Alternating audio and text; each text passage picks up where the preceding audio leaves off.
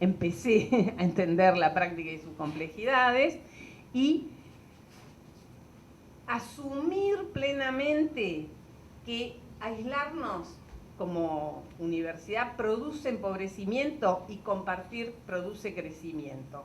Si esto no está comprendido del rector al no docente, todo lo que hagamos van a ser grandes esfuerzos personales o de pequeños grupos, pero no una capacidad de las instituciones sostenidas en el tiempo. El 15%, hablamos, el 15% de la población. ¿Por qué no de la comunidad? Porque si no queda la comunidad ahí y los universitarios de este lado. Nosotros somos el 15% de la comunidad.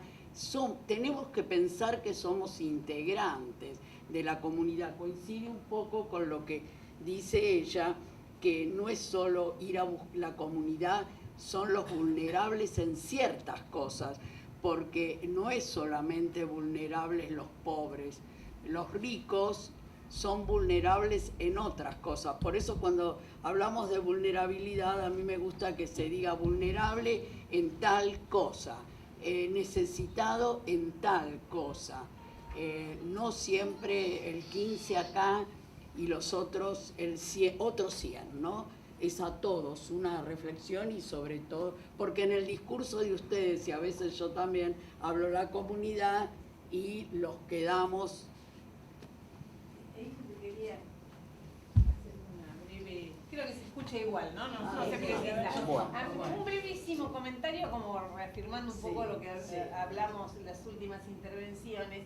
Yo creo que está claro que el camino no es ni el asistencialismo, porque si no vamos segmentando a los que necesitan desde nuestra óptica, y tampoco, digamos, eso me parece que quedó bastante claro hoy, y el camino tampoco es las cualidades personales de las personas que integran la universidad. Para mí el compromiso social de la universidad es institucional, no es personal.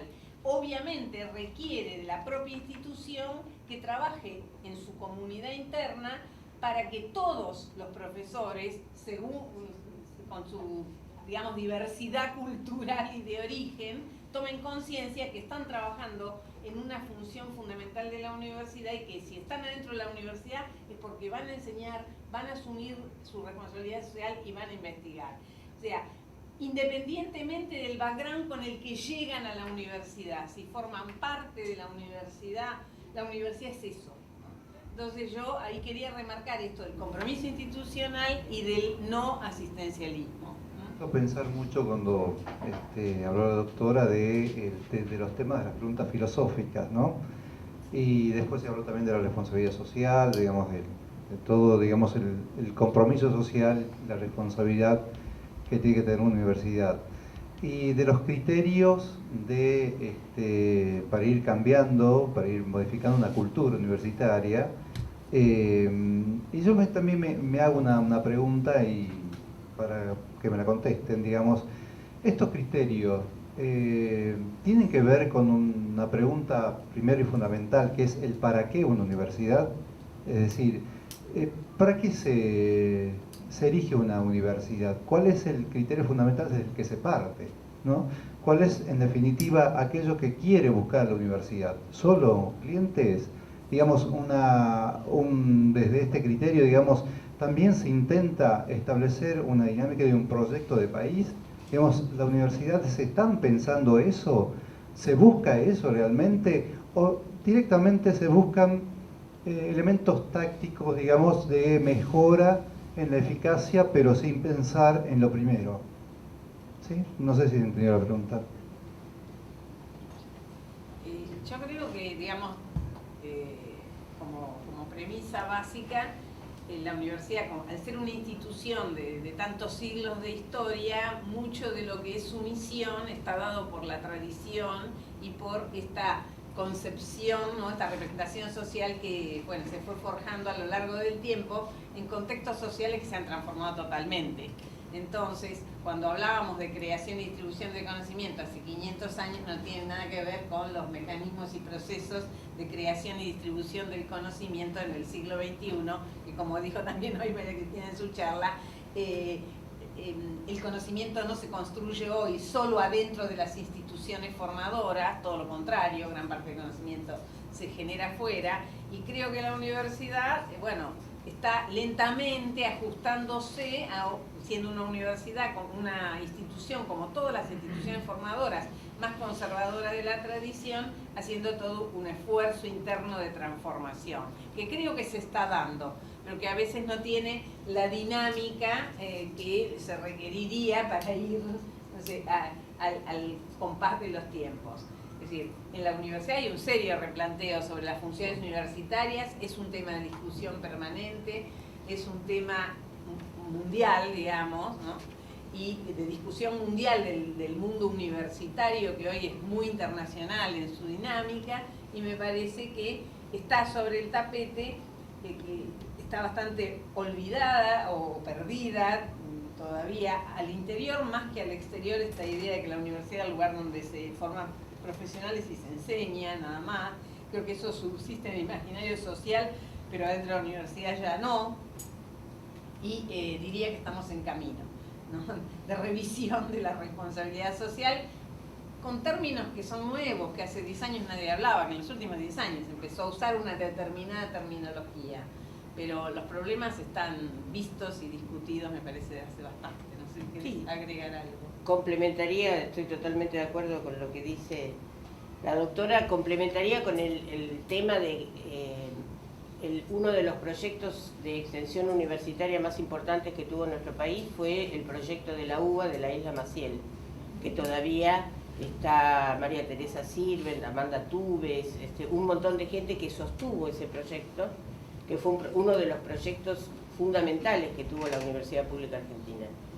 Y claro, no se llamaba compromiso, como dicen, digamos, o eficacia, eficiencia, todo un montón de palabras que, por eso me parece que es importante ir a la raíz, ¿no? Es decir, bueno, las universidades tienen más de 1000 años de existencia, siempre fueron para las élites, de entrada fueron para las élites. Siempre estuvieron relacionadas con lo religioso y en todo caso lo que se armó, la universidad surge justamente para salir de lo religioso, para que cualquiera que no se fuera a dedicar a la vida religiosa pudiera tener una formación, y ahí en ese punto, en ese borde, en esa frontera, es donde creo que seguimos funcionando y armamos cosas. Yo les diría como ejemplo una de las cuestiones: la gran mayoría de las universidades tienen sistema de concurso para entrar y después para seguir, sigue el sistema de concursos. O sea, en las universidades públicas, la UBA, por ejemplo, uno entra, cada 7 años se vence el concurso, tiene que renovar el concurso y así sucesivamente. Otras tienen, como en otros países, carrera docente. La carrera docente es uno ingresa, hace el concurso público de antecedentes y oposición, y después hay carrera docente. ¿Qué quiere decir? Que cada 3 años hay un comité externo que evalúa el funcionamiento, la producción, los trabajos, etcétera, etcétera. Ahí aparece, yo estoy en la UBA, que tiene el sistema tradicional, y en la Universidad de Quilmes, que tenemos carrera docente. Ahí hemos tenido que reformular el tema de la carrera docente, porque obviamente estaba muy centrado en docencia e investigación, y la extensión no era demasiado valorada a la hora de que se van poniendo los puntajes y te van a acreditar, ¿se entiende? Entonces eso hubo que rearmarlo de la misma manera que rearmar la formación profesional. Entonces ahora tenemos un perfil docente-docente, docente-investigador, docente-extensionista y docente profesional. Pero son modificaciones y procesos que se van produciendo dentro mismo de la universidad como ponderación y contrapartida de esta función sustantiva fuerte que la Universidad de Quilmes ha hecho desde hace unos cuantos años, o sea, tenemos ahora 49 proyectos y 4 programas con 10.000 pesos cada uno. O sea, es una inversión fuerte que ha hecho la universidad. En los proyectos anteriores teníamos 5.000 pesos para cada proyecto o programa. Entonces, digamos, de la misma manera que tenemos una inversión fuerte, es decir, ahora la universidad tiene que poder reconocer a esos docentes que están trabajando en estos proyectos, y por supuesto se está reformulando todo el organigrama de la Secretaría de Extensión, ¿no? Entonces, ¿y cuáles son esas funciones? Ahí yo quería, digamos, agregar un comentario. Cuando yo hablé de facilitadores internos, tenía que ver con esto, porque la normativa de la universidad, las reglas de juego no escritas, etcétera, son los elementos clave para que la función de extensión se afirme y se pueda desarrollar al mismo nivel que las otras. Si no existe eso, empieza a hacerse lenta la máquina interna, ¿no? Y las universidades más modernas tienen más dinamismo en la reforma, en tener estatutos más modernos, por ejemplo, esta variedad de perfiles docentes, donde en otras universidades las tradicionales el perfil docente es uno solo, etcétera. Entonces me parece que por ahí va una de las grandes cosas que hay que hacer adentro para que la salida afuera funcione, ¿no? Remover los obstáculos internos dentro de cada institución. Allá. Sí, buenos días. Yo soy Luis Marcelo Fidel Aguilar del SADOP también, del Sindicato de Docentes Privados, y aunque no lo uso siempre en mi presentación, les voy a decir que soy nacido y criado en San Francisco Solano. De ahí el tema del Capitán del Espacio. Lo digo porque la doctora lo va a entender. Partido de Quilmes, ¿no? Dos preguntas. La extensión universitaria en general siempre está apuntada a salir de la universidad a resolver problemas concretos de la sociedad, ¿sí?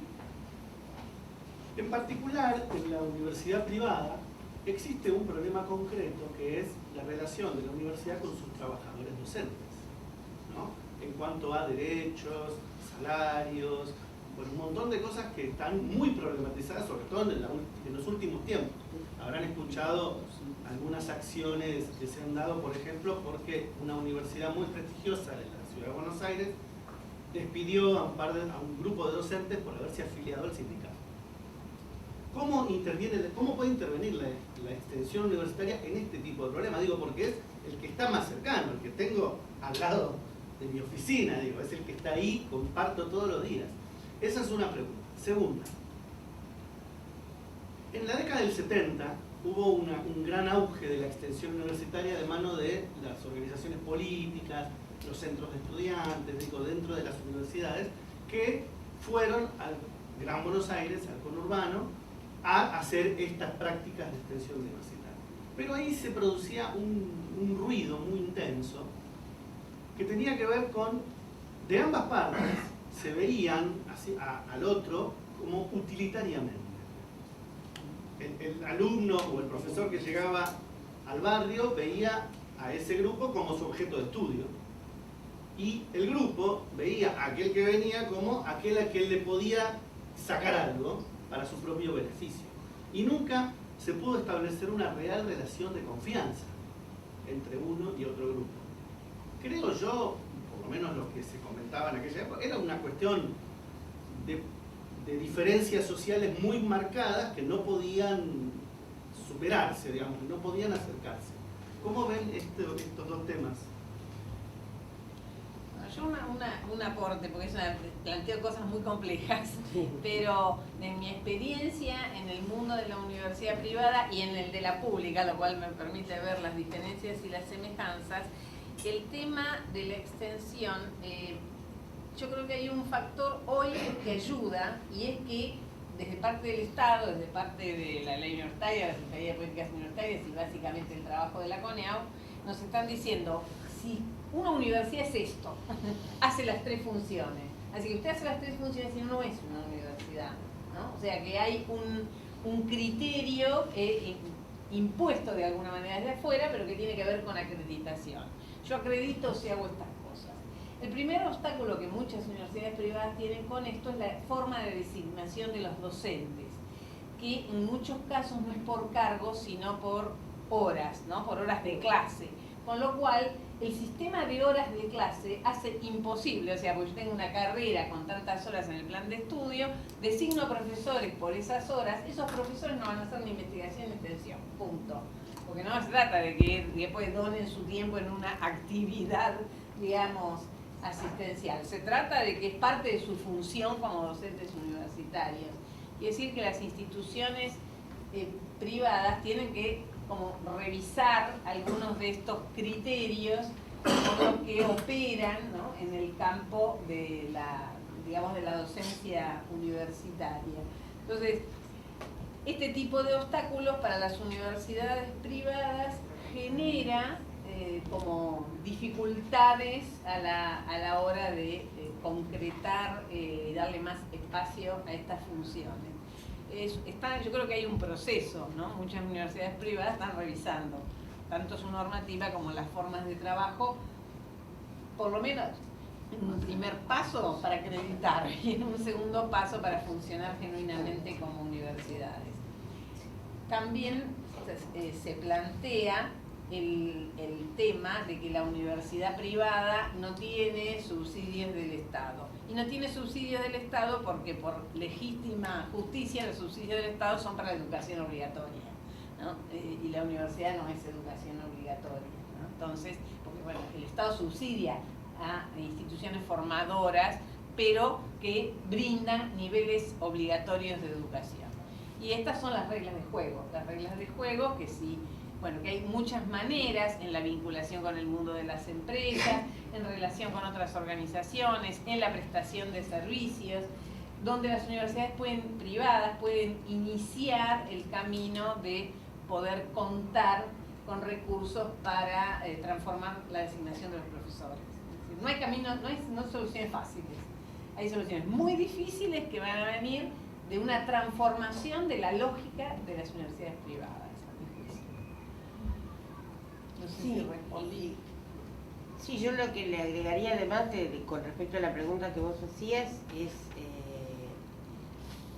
que con respecto a esto que decías de los trabajadores y demás, no tengo conocimiento de las universidades privadas, te puedo decir de las universidades públicas está el sindicato y el sindicato intenta mediar las dificultades que pueda haber entre la organización y sus docentes. Con respecto a la otra pregunta, bueno, si eso forma parte de la extensión, sería como un tema muy, muy interesante para preguntarse, porque cuando hablábamos, yo decía la diferencia entre población y comunidad, eso es la comunidad, ¿sí? Entonces, habría que ver si trabajamos con la comunidad interna, en qué sentido, cómo, ¿no? Es decir, creo que es una pregunta muy completa. Y con respecto a lo otro que estabas preguntando, yo creo que algunas universidades han empezado a plantear en estos procesos. Quilmes tiene un consejo comunitario, del cual participan todas las organizaciones de la comunidad y con el cual estamos en permanente relación. Forman parte, son asesores del Consejo Superior y forman parte de los proyectos de extensión. O sea, estamos en contacto, pero no es fácil. Uno dice, uy, qué fantástico, pero bueno, de repente ahí aparecen presiones desde el punto de vista político, muchas cuestiones que tienen que ver. Yo diría, los caminos no son nunca fáciles, estamos hablando de temas complejos, y no estamos, insisto en estos comentarios de la televisión que todos lo solucionan fácil y dan una relación 1 a 1, donde blanco tiene que ver con verde y se acabó la historia. Son temas complejos que hay que resolver. Muchas veces en las cuestiones de la comunidad aparecen diferentes situaciones de poder que tenemos que poder resolver en una lógica de la organización universidad. Digamos, esa es la organización universidad. Cuando hacemos actividades con los diferentes municipios, esta es una de las primeras cosas que salta. ¿Quién lo organiza el acto? ¿El acto lo organiza el municipio o el acto lo organiza la Universidad de Quilmes o la Universidad de Buenos Aires? En cuyo caso, ¿quién dirige las cosas? O sea, vienen los otros y te invaden y hacen todo un acto político, o vos agarrás y decís, ¿sabés qué? Los dueños de casa somos nosotros, haces esto primero, lo otro después, lo otro. Y ahí aparece como toda una negociación difícil, pero que bueno, forma parte de la gestión de las universidades. Acá me parece que habría que sostener esta idea de que el conflicto no solo es inevitable, sino positivo y también se aprende. Claro. No hay relaciones sociales sin conflicto. Claro. Siempre hay intereses, posiciones, en todos los sectores, públicos y privados, ¿no? Pensar que yo puedo anular el conflicto social en un ámbito es una ficción. O sea, todos sabemos que y los conflictos, justamente, las teorías sociales, cuando una teoría no me habla del conflicto, no me sirve como teoría, porque el conflicto es inherente a lo social. Entonces una teoría me tiene que dar cuenta de los conflictos.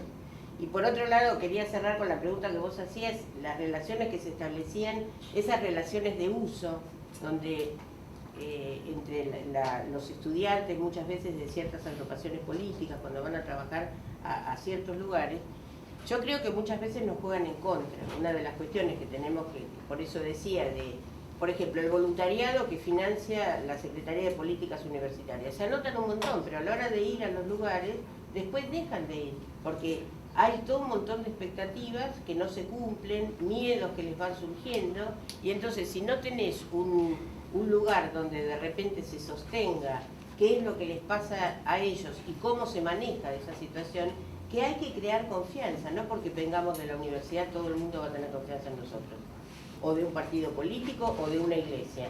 En los barrios pobres, en los barrios vulnerables, están cansados de que vengan desde diferentes organizaciones y lo que te piden generalmente es eso. Uno tiene que hacer todo el esfuerzo para ganar la confianza del otro, como en cualquier relación. Alejandra. Bueno, mi nombre es Alejandra López, yo soy del SADOP. Y bueno, primero agradecer a los tres panelistas porque las exposiciones fueron muy buenas y nos van a servir internamente como insumo de trabajo. Pero volviendo al leitmotiv de nuestra dimensión de trabajo, que es la dimensión social, y teniendo en cuenta que en el plan estratégico uno de los objetivos que como grupo estamos evaluando es la posibilidad de un proyecto de ley acerca de un polo educativo en la zona sur, con un desarrollo local, sostenible en el tiempo, integración a la comunidad. Mi pregunta especialmente es para el segundo participante, para el hombre. Teniendo en cuenta que ustedes llevaron a cabo, ¿sí? El Centro Metropolitano de Diseño, y esto es una política pública, ¿sí?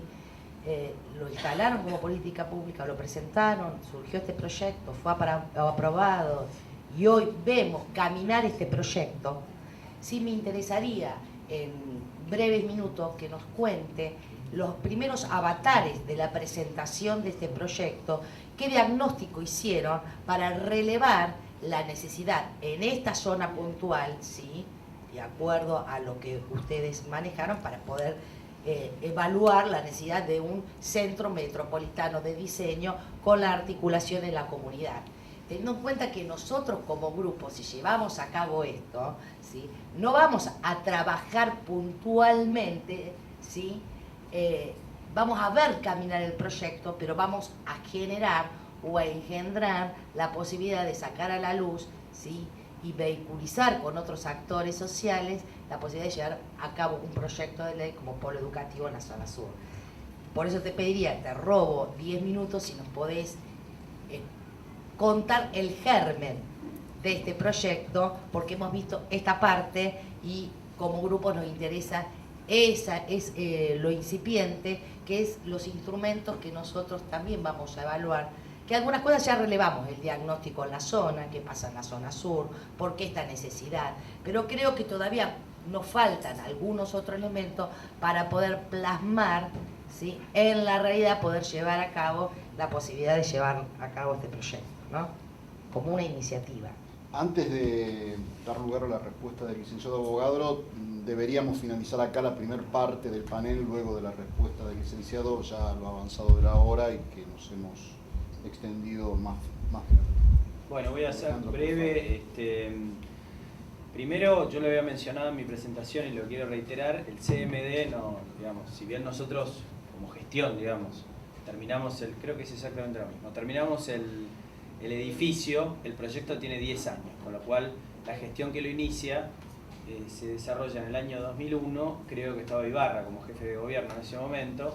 Yo trabajaba en la ciudad, pero estaba recién empezando en la Secretaría de Desarrollo Económico, después me fui, después volví, digamos, o sea, circunstancialmente conozco la anécdota porque estaba, no era funcionario político, era empleado contratado en el área de desarrollo económico en ese momento, y en principio creo que el origen tiene que ver con muchos de estos casos con cierta audacia, digamos, de la gente que está a cargo respecto a aprovechar una oportunidad que en ese momento tenía que ver con el predio que ocupa el CMD, que es el Mercado del Pescado de la Ciudad de Buenos Aires. Estuvo mucho tiempo en desuso y probablemente debe haber habido en ese momento, digo probablemente porque yo no estaba en el nivel de decisión correspondiente, pero debe haber habido diferentes proyectos alternativos y este proyecto habrá tenido la capacidad de generar consensos, intereses, lo que hablábamos antes, ¿no? Como siempre, digamos. Yo ahora sí me doy cuenta que uno tiene que hacer todo ese trabajo de análisis previo, pero a la vez aprovechar en el momento que tenés la oportunidad y saltar decididamente, porque 4 años es muy poco tiempo para cualquier proyecto. Lo viven ustedes en sus universidades seguramente, en la gestión es lo mismo. En 4 años, digamos, es prácticamente lo que uno tarda en aprender para qué sirven todos los botones que uno tiene delante, digamos, y después ya te están sacando de encima. Es un privilegio rarísimo tener, como me pasa a mí en este momento y a mucha otra gente, 4 años de experiencia y 4 años por delante, digamos, y una responsabilidad, por supuesto, porque uno puede, en algún momento va a dejar de decir, bueno, estamos aprendiendo, digamos, se supone que uno ya aprendió, pero lo que digo es, el origen yo creo que es más bien anecdótico, pero a la vez sustentado en la idea de que de alguna manera esta política de distritos se construye y amplía ese concepto de traer, hacer un análisis de mediano y largo plazo respecto al desarrollo económico de la ciudad, cuáles son los sectores que están llamados a crear empleo de alto valor agregado y generar una propuesta que sea sustentable en el tiempo, digamos, en función del desarrollo de esos sectores. En desarrollo económico, la política nunca puede ser apoyar a absolutamente todos los sectores, porque no hay política, digamos, y necesariamente uno opera en un mundo donde hay ventajas competitivas y comparativas. La ciudad de Buenos Aires tiene una dotación de factores realmente importante en materia de recursos humanos, en materia del potencial que tiene la exportación de servicios, el desarrollo de nuevos sectores económicos, y si uno hace un análisis a largo plazo, claramente, porque de hecho está pasando con el caso de las industrias creativas, crecientemente van a tener una porción más importante de la torta del empleo y de la producción por la dinámica productiva de todas las ciudades. La idea es cómo acompañar este desarrollo y acompañarlo de manera sustentable, sistemática, con integración al resto de los actores, para que no sea solamente el sector privado empresarial el que esté involucrado, sino también las universidades, los centros de investigación y las organizaciones de la sociedad civil que yo mencioné antes, digamos. Y esto mismo uno lo ve permanentemente con otros proyectos. Antes de terminar, lo que quería decir es que también a nosotros nos interesa mucho el trabajo que ustedes están haciendo, y más allá del trabajo final, creo que el durante es atractivo, porque, digamos, independientemente de los plazos que se hayan dado para entregar este trabajo, creo que es interesante el relevamiento que hayan hecho. Por ejemplo, a nosotros nos vendría muy bien lo que es, en lo particular, todo el entorno del Centro Metropolitano de Diseño, el relevamiento que ustedes hayan hecho y las recomendaciones que tengan para con nosotros, si bien seguramente las podemos tomar como borrador, quiero decir, porque nos van a servir en ese desarrollo, independientemente después del trabajo final que ustedes presenten como proyecto de ley, digamos. Así que les agradezco mucho también la oportunidad de participar y de presentar el caso nuestro, y también de participar en este destacado panel. Aprendí muchísimo, digamos, sobre política. Siempre estuve del otro lado, de las universidades, digamos, como estudiante, así que fascinante, digamos. También como organización tienen también los mismos dilemas que tienen otras, por supuesto. Bueno, agradecemos a los panelistas, la verdad que ha sido muy provechosa esta primera parte.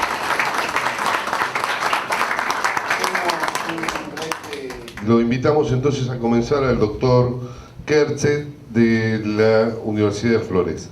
Muchas gracias por la invitación y la hospitalidad de la universidad. Sí.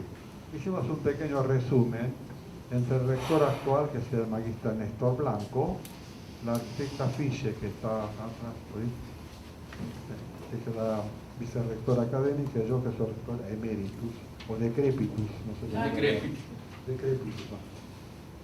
Bueno, muy breve para este trabajo. El concepto básico sería: la educación superior es un factor individual e insersor en la vida social, productiva, así como el desarrollo del potencial de una comunidad, en este caso la zona sur de la ciudad de Buenos Aires. Situación actual en resumen. ¿Se escucha atrás? No acceden todos los sectores de esta zona, especialmente en casos de mediano o bajo ingreso, dominantes de la zona sur, a una formación académica superior. Dichos sectores no visualizan la educación superior como un factor de ascenso social, difiriendo la tendencia de hace unos años, que sí era así. La calidad de vida poblacional del sur está algo deteriorada y no es sustentable sino a fuerza de subsidios y factores externos, entre otros problemas. Oferta. La de menor desintensidad en cuanto a carreras de inserción de universidades en la capital es esta, la zona sur. Actualmente no contempla intereses culturales y necesidades específicas de la zona. Por eso este proyecto nos parece muy importante para colaborar en esta zona. Define perfiles profesionales que deben luego emigrar a otros lugares, la oferta, con mayor demanda de empleo. O sea, que se formen acá, después no tienen tanto trabajo en esta zona. Adicionalmente, la oferta es expulsiva por razones exógenas, que no incluye un perfil zonal del estudiante, entonces busca otra zona. Y endógenas, porque faltan mecanismos efectivos de retención e inclusión. Todos en las universidades perdemos alumnos el primer año, otros años, la tasa que se recibe es bastante baja y bastante larga, ¿no? Además, está desvinculada esta oferta universitaria de la evolución del parque de empresas de producción y servicios con potencial radicación en la zona sur. Hay que integrarla con estas posibilidades, con la extensión horizontal de los servicios. La oferta está centrada en las profesiones, pero no contempla la sustentabilidad social de los graduados y sus entornos. Oportunidades. La política de Estado para promoción integral de la zona sur, creo que está contemplada mucho mejor que acá, pero menciona algunos puntos. Debe incluir una oferta educativa inclusiva y pertinente a esta zona. Y que esté cerca por los viajes, que son costosos o hasta riesgosos, ¿no? Promover la instalación de empresas de todos los rubros, con preponderancia a las tecnológicas, como el polo tecnológico, que contemplen la sustentabilidad de la calidad de vida socioambiental. Desarrollo de nodos urbanos de servicios, comunicación y transporte, un ambiente de mayor seguridad. Entonces, la zona de Flores nos favorece mucho el subterráneo que tardó, pero se va a instalar el año próximo. Posicionamiento de una suerte de marca territorial, con identidad, con diciendo este es nuestro barrio, este es mi barrio, que tenga cierto orgullo de su barrio en esta zona. Pues solamente lo fino siempre es el barrio norte en Buenos Aires. Programación del empleo y mecanismos de equidad, becas, etc., para habitantes jóvenes que estudian en el lugar. Promoción del acceso a educación superior formal e informal de segmento en riesgo, jóvenes, de género, adultos mayores, subempleados, etc., no solamente en cargos totales, sino en cursos de capacitación también. Generando capacidades y valores sociales que impactan en cambios culturales y sociales en la zona. ¿Qué hacen las universidades? ¿Qué pueden hacer? Se puede hacer una política de asociación. En el grupo, yo no estoy por esta cena, el magíster de Vincenzi, hay una tendencia a formar redes de universidades por zonas. Me parece muy positivo. Pasamos de la competencia a la cooperación, buscando compartir las fuerzas, ¿no? Entonces, diseño de ofertas adecuadas a la necesidad de la población de la zona sur, tanto profesionales como culturales y de promoción social. Consideración de la sustentabilidad socioambiental de los conocimientos a enseñar. Esto es un enfoque interdisciplinar, desde luego, arquitectos, sociólogos, etc. Integración de educación formal con la capacitación general, transferencia de conocimientos, oferta de servicios. En la mesa anterior, muy interesante, se habló de la formación de los profesores para extensión e investigación, que tiene costos, ¿no? La universidad privada no tiene subvención y tiene que buscar cómo financiar todo esto. Y aparte hay mucha competencia, muchos consultores que compiten en las universidades. Las universidades no son a veces consultoras. Hemos recibido notas de las asociaciones que no quieren que hagamos cursos de extensión porque compiten con ellos también. Ver cómo se resuelve esto, ¿no? Bueno, articulación del sector de gobierno con las universidades que están haciendo este plan estratégico y otras instituciones educativas como terciarios, escuelas, para la contención integral de la zona del sur. Al menos una generación de jóvenes de la zona. En aspectos como la salud, la seguridad alimentaria, disponibilidad para el estudio, etc. Muchos jóvenes de esta zona están en temas de drogadicciones o delincuencia, que esto nos va a ayudar a prevenir o superar este tema. Todo está englobado en el concepto de responsabilidad social universitaria que se habló antes.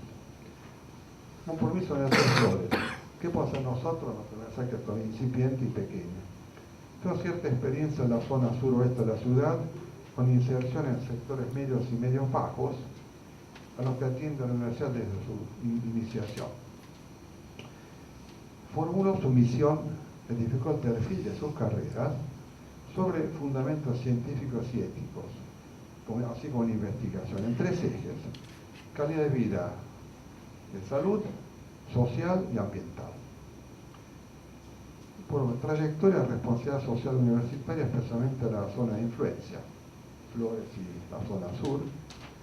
Y por último, una vocación asociativa con otras universidades y gobierno, empresas, organizaciones sociales, para poder formar este pueblo educativo que es tan importante e incipiente. Muchas gracias.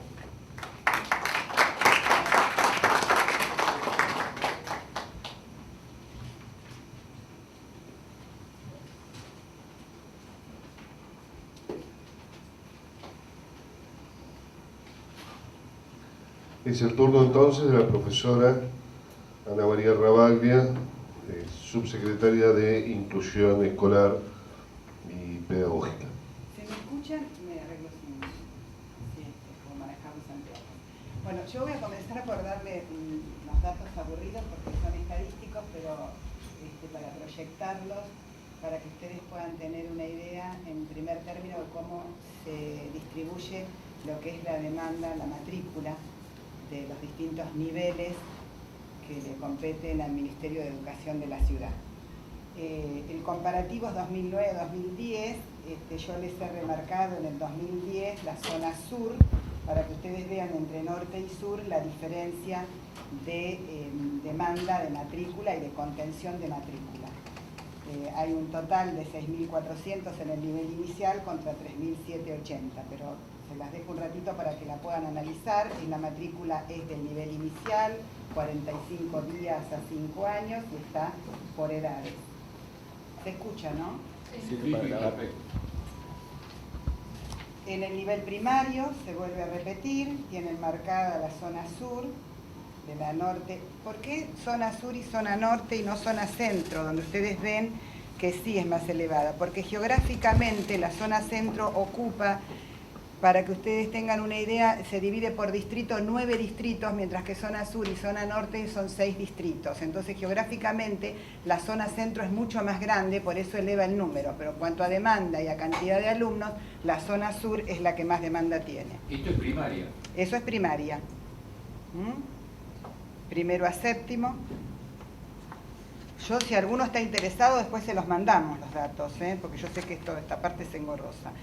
Nivel medio común, ¿a qué me refiero con nivel medio común? Es la escuela media, los bachilleratos, los que antes conocíamos como peritos mercantiles, eso es el nivel medio. Ahí se vuelve a repetir el sur con el norte, comparado, también la demanda es mucho mayor. Educación especial,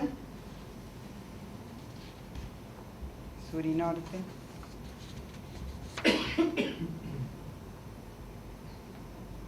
La educación artística, que crea su nivel superior recién en este año.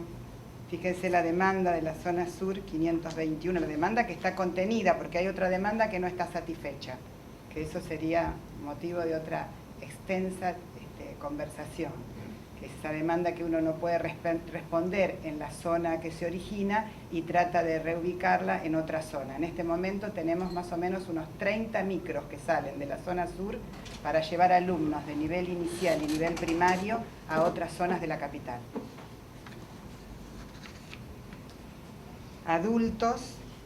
Ustedes saben que nos ocupamos de la educación de los adultos que no hicieron la terminalidad primaria y también la media.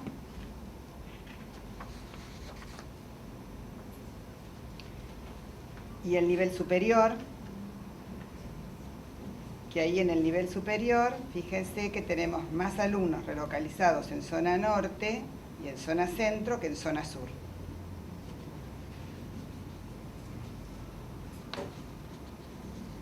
Eso sería la matrícula real, como la estamos dividiendo y los datos que tenemos. Aquí hay un cuadro que toma el sur y le circunscribe los distritos de la zona sur, que vendría a ser Barracas, La Boca, Mataderos, Soldati y Pompeya, Liniers y Lugano. Da el total de la matrícula de esta zona y da la repetición, la sobredad y el abandono. Fíjense en el índice de sobredad.